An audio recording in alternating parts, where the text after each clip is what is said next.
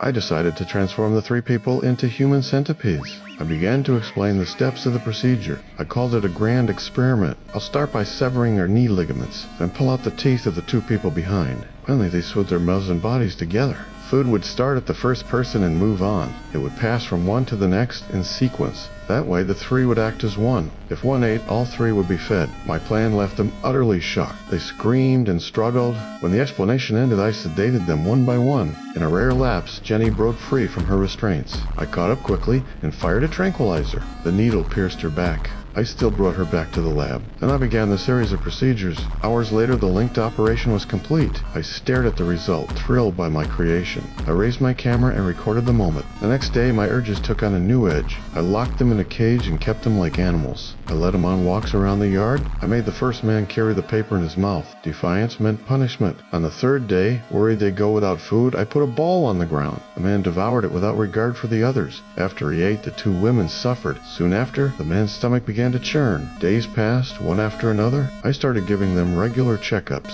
I wanted to see what would change after they were joined. Then, at that moment, the doorbell rang.